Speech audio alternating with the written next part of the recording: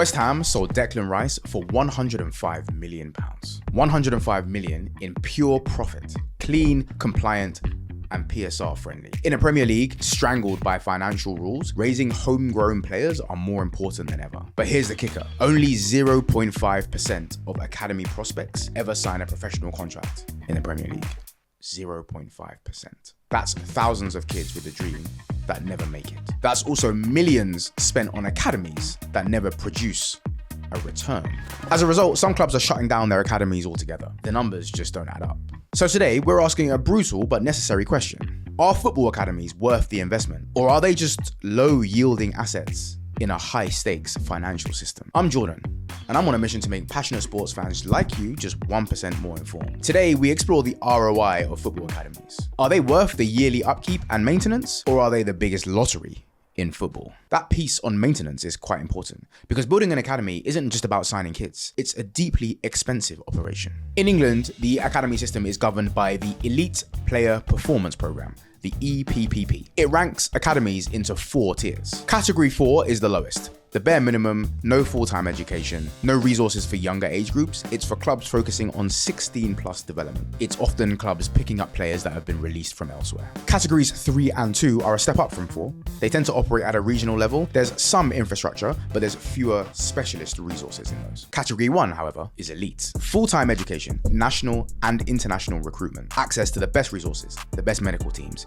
full facilities, sports scientists, analysts, nutritionists, the whole lot. As of the start of the 25-2026 season, there are 29 Tier 1 academies in England. That's a mix of some Premier League clubs and some of the highest status Championship clubs. But what does a Category 1 academy cost? The minimum benchmark for an academy at Tier 1 level is about £2.5 million a year. Take Sunderland, for example. The Academy of Light cost £10 million to build, and even when they were in League One, they were shelling out about £4 million a year to maintain and upkeep it. Derby County spent £5 million on their academy at Moor Farm, and they spend over £1 million a year maintaining the academy. And then of course there's La Masia, the world famous factory of talent. They spend around £5 million a year maintaining that. That $5 million covers everything from onboarding to the global scouting network. But again, it's not cheap.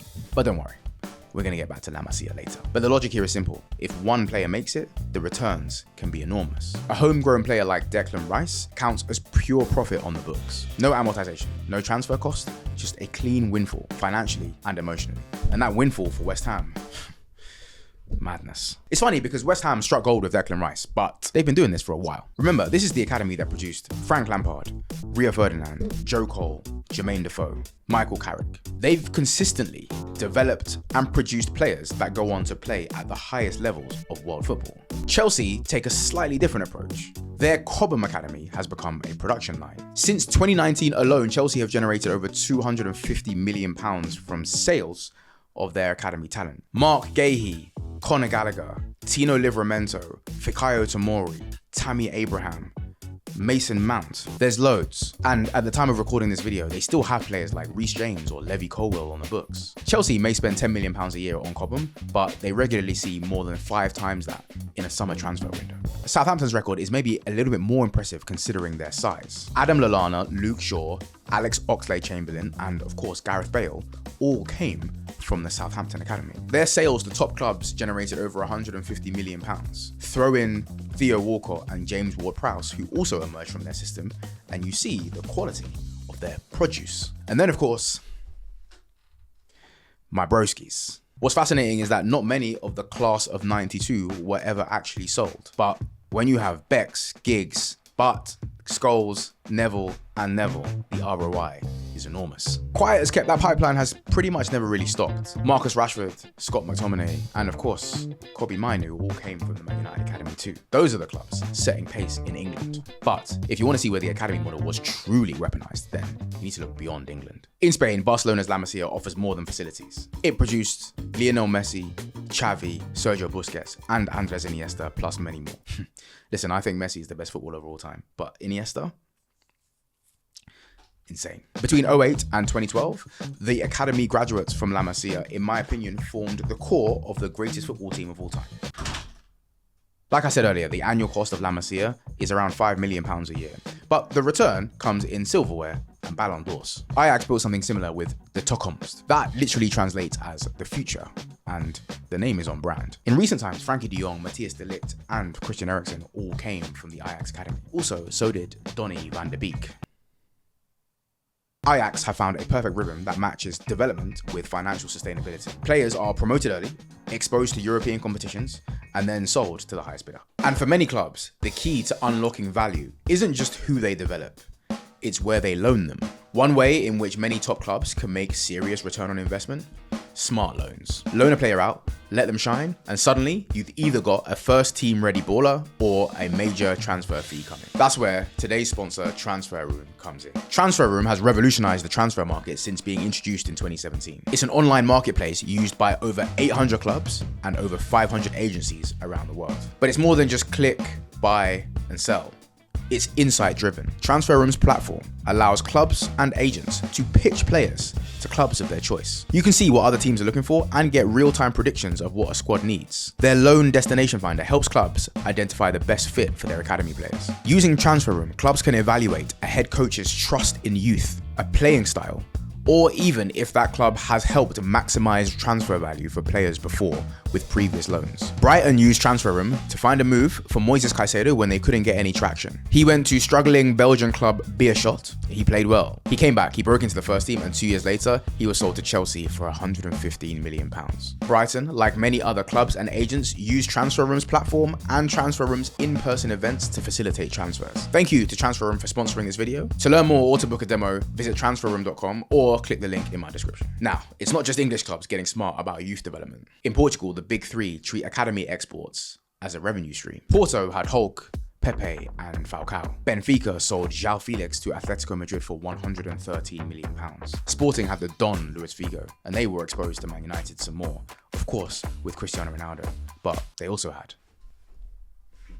my guy. Together, these three clubs generate more than £150 million in academy graduate sales every few years. The domestic TV money in Portugal may be limited, but player sales have kept the balance sheets pretty competitive over in Portugal. Now, this is TLP. Everything I've said so far about European and of course domestic academies has been pretty much financially motivated. But there is an ROI of academies that is deeper than the numbers. Academies often shape playing style, fan connection, and club identity. Some of these academies, especially La Masia, is a cultural institution, and that's the same in South America. Boca Juniors, Santos, that culture runs deep. So from all this money generated from these player sales and of course the cultural identity that I speak of, why are Brentford shutting their academy down? Despite all the value in football academies, like I've just told you, Brentford shut their academy down in 2016. They transitioned to a B team model, focused entirely on players aged between 17 and 21. Their goals were clear: lower costs, sign players that were good and undervalued, promote them to the Premier League and the first team, and sell them for bigger profits in the future. Part of the rationale was financial. Under the EPPP, they were spending $2 million a year on the academy. Annoyingly for them, they were also operating in London, where there were other academies that were maybe better than theirs or more famous than theirs, like West Ham. Robert Rowan was their head of football operations. He put it bluntly: for every academy success, there are 7 or 8 players that depart and go to Man City or Man United, and we lose them for practically nothing. Josh Bohui was one of them. He came through the Brentford Academy and left for Man United in the mid-2010s. He was 17 at the time. He was one of Brentford's most promising prospects, and apparently the compensation they got for him was 30 grand. He didn't play a minute for Brentford's first team. So they changed course by eliminating the traditional academy system and focusing on players that were undervalued and maybe released early or prematurely from elsewhere. They could sign undervalued talent and sell them in the future once promoted to the first team. Since then, the results have spoken for themselves. Benrahma, Morpay, the list goes on. If you've been following my channel for some time, one of the earliest videos I did was on Brentford's rise to the Premier League. This was one of the key decisions they made that fueled their growth. Definitely check that video out. Brentford may have been the first or the most high profile in shutting their academy down entirely, but they weren't the first to question the value of the academies. In Italy, many clubs began scaling back their youth development programs in the early 2000s. Again, the strategy was simple. It was cheaper and easier to bring in ready-made talent from elsewhere instead of developing or nurturing youth players. This decline has been linked to Italy's struggles at international level, including failing to qualify for the 2018 and the 2022 World Cup. Whilst it's saving the club's money, there's a bigger ramification of this. PSG is another perfect example of the academy profit paradox. Over the past decade, PSG's youth system has generated more than 200 million euros in sales. That's more than Liverpool or Barcelona. The output is impressive on paper. Moussa Diaby left for Bayer Leverkusen. Arnaud Calimundo was sold to Rennes. Thilo Kehrer moved to West Ham. Alphonse Areola was once PSG's academy goalkeeper too. He also came to the Premier League. Gio Lo Celso went to Real Betis. There were other, maybe less known players too. Artur Zagre and Soki. They both left in a recent summer transfer window and left only 3 homegrown players in the squad. Their sales list is long. They produce homegrown talent and rarely integrate it. As you know, between the years of 2017 and 2023, their strategy was to buy and buy big. Yes, they've just had a lot of recent success in 2025, but had they integrated some of these homegrown players in the previous years, would they have been more successful than their Galactico era?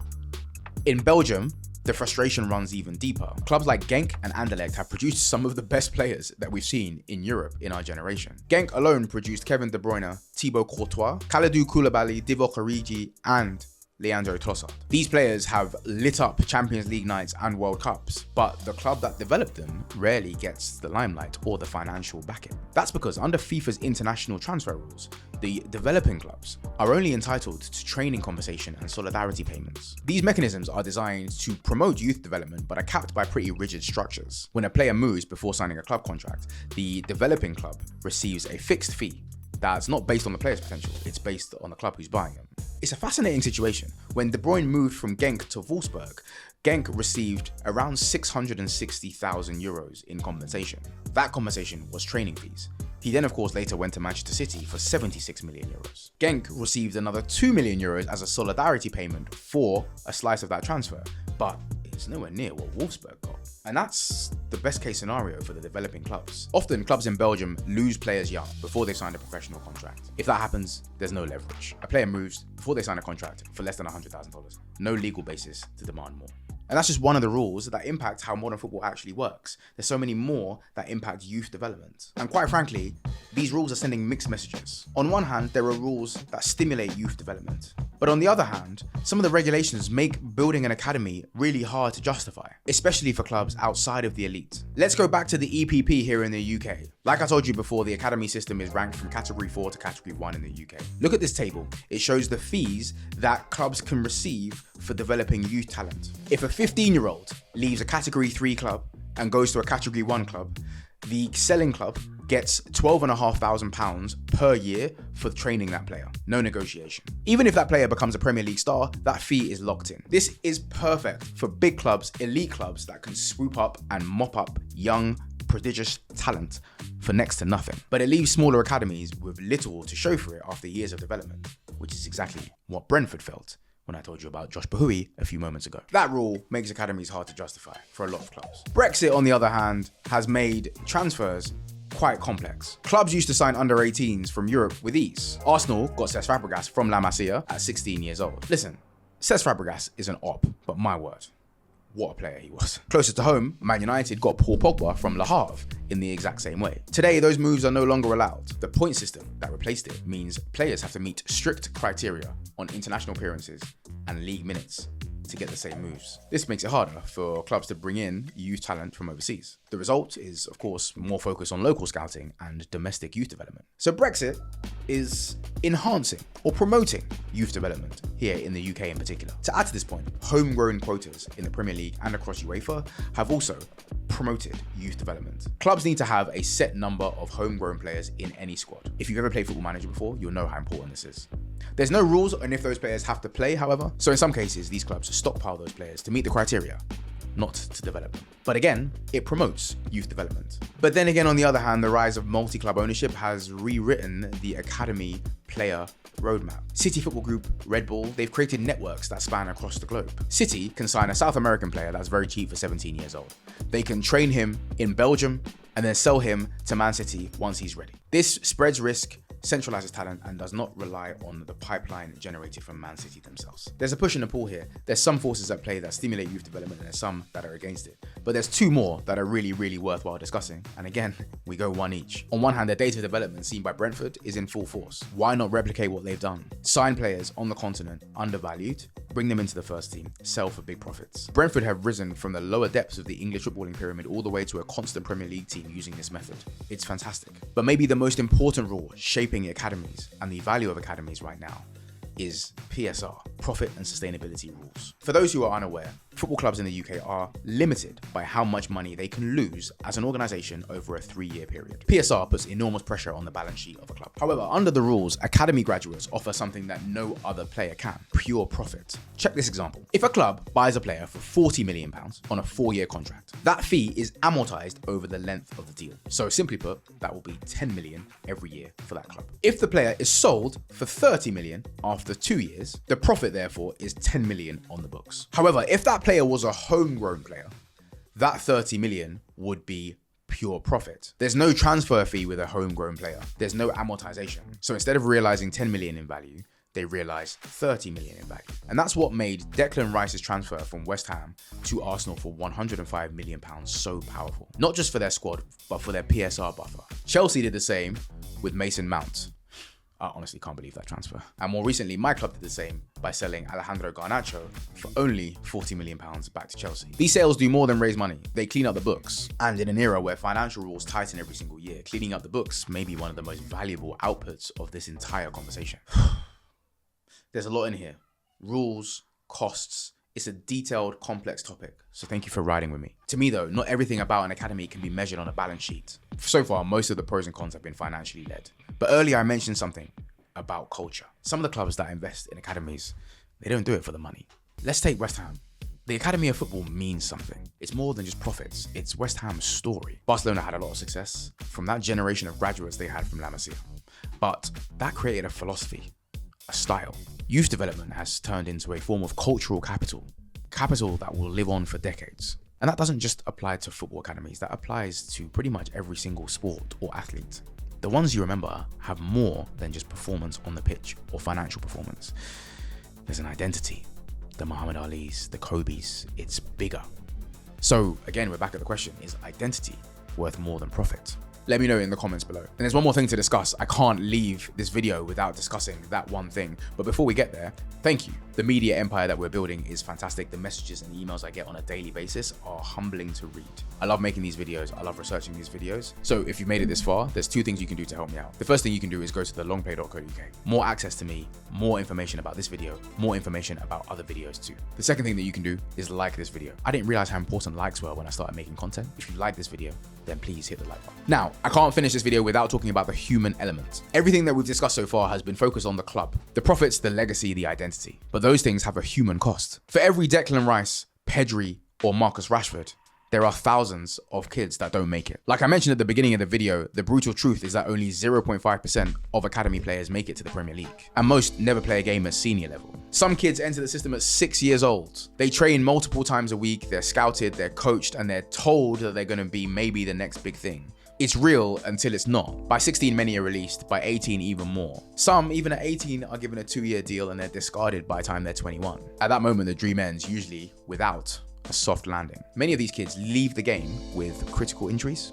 gaps in their education, and little career guidance. Not to mention the many mental health issues that may take years to surface from never making it. For all the kids that are holding first team shirts, smiling, there's just so many more that we don't see, and I'm sure the emotions are a lot different. So even if academies work strategically, financially, and culturally, is it ethical to run a system where the odds of making it are so small? The game's answer so far has been silence, but the question doesn't go away.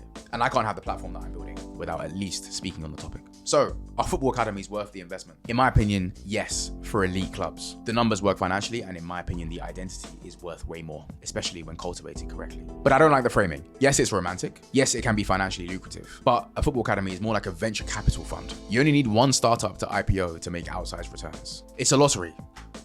There's lots and lots of ticket buyers, and it's perceived to be fun. But in a lottery system, there's not that many winners. Click here to watch that video about Brentford that I mentioned earlier. Click here to watch a video about the players who do make it and how they go on to get paid. I'm Jordan. Thank you for watching.